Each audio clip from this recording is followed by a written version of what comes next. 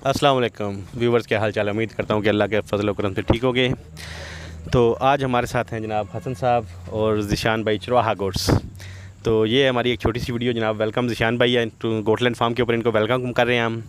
तो इनसे पूछते हैं मज़ीद कि क्या जनाब इनके प्रोसेस अभी आगे आने वाली ज़िंदगी में। ट्रेनिंग के लिए तो ये बाकायदा तौर पर फार्म पर आ गए हैं, तो ट्रेनिंग से लेकर अभी आगे तक चलते हैं। इनसे पूछते हैं कि इनका क्या सिलसिला है। तो मुर्शद, आपसे स्टार्ट करते हैं। करो स्टार्ट। ये स्टार्ट करें सर? करें ना स्टार्ट।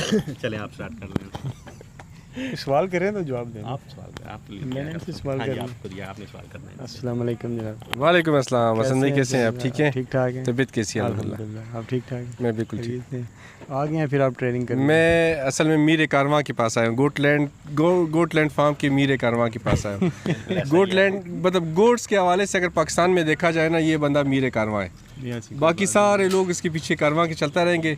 जिस तरफ ये कारवां का रुख फेरेगा सब उस तरफ निकलेंगे। देखिए, हमारा जो सूरत आ रहा है ना, वो है एक दुल्हन वाली। ठीक है। तो सारों को दुल्हन नज़र आ रही होती है।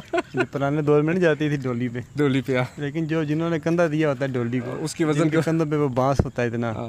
तो असल में तो वो प्लेयर होते हैं ना, प्लेयर होते हैं डोली उठाने वाले। तो असल प्लेयर तो सारे आप लोग हैं जिन्होंने काम कर रहे हैं, सीख रहे हैं, आगे चल के काम करना है।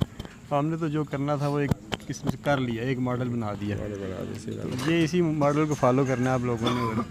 आपने पाकिस्तान में बकरी फार्मिंग को डिफ़ाइन करना है इंशाल्लाह। हसन भाई, जिस तरह हम यहाँ पे अभी स्टार्ट किया है काम सीखने का, और हसन भाई और इनके बाकी जितने भी स्टाफ मेंबर, इनकी जितनी हमारे साथ हेल्प है, मैं समझता हूँ शायद ही पाकिस्तान में कोई कर रहा होगा। मैं चाहता हूँ कि जो बकरी पालने के शौकीन लोग हैं वो आएँ यहाँ पे ट्रेनिंग हासिल करें और उनको पता चले कि गोट फार्मिंग चीज़ क्या है, ये किस तरह की जाती है। हमें आए दिन लोगों के फ़ोन आ रहे होते हैं, हम परेशान हो रहे हैं, गोट फार्मिंग कर रहे हैं, मगर हम इस वक्त यहाँ पे रह के लोगों के प्रॉब्लम्स को सॉल्व कर रहे हैं। कोई कहीं पे भी है मगर उनके प्रॉब्लम सॉल्व हो रहे हैं। उसकी सबसे बड़ी वजह ये हमारे मीर कारवां है। अगर ये कारवां ना बनाते तो शायद हम सारे और मुझसे मेरे साथ साथ और बाकी सारे लोग ख्वार हो रहे होते गोट फार्मिंग में, और उनकी बकरियां मर रही होती। बहुत ज़्यादा शुक्रिया आप सबका। मैं एक चीज़ यहाँ पर कहना चाहूँगा, जो प्लेटफॉर्म इन्होंने बनाया ना, अगर ये प्लेटफॉर्म ना होता ना तो कोई ऐसा मॉडल ही नहीं था जहाँ पर जाके दोबारा कोई बंदा ट्रेनिंग या ऐसा कुछ सिलसिला शुरू कर सकता कि एक फ्लॉप बंदा भी दोबारा गोट फार्मिंग की तरफ आ सके। ये एक ऐसा रोल मॉडल इन्होंने सामने रख दिया है। तो लोग आ रहे हैं, जा रहे हैं। जैसा कि अभी मेरे भी दिन थोड़े ही रह गए हैं, बल्कि ये कह लें कि 2-4 दिन हैं इनसे ट्रेनिंग के दिन थोड़े रह गए, बाकी दिन पूरे। बाकी वो ट्रेनिंग की बात कर रहे हैं सर, बाकी तो पता नहीं सांस कब निकल जानी है। वो तो अभी भी पता नहीं वीडियो भी मुकम्मल करनी है या नहीं करनी है। काम नेड़े लगता है।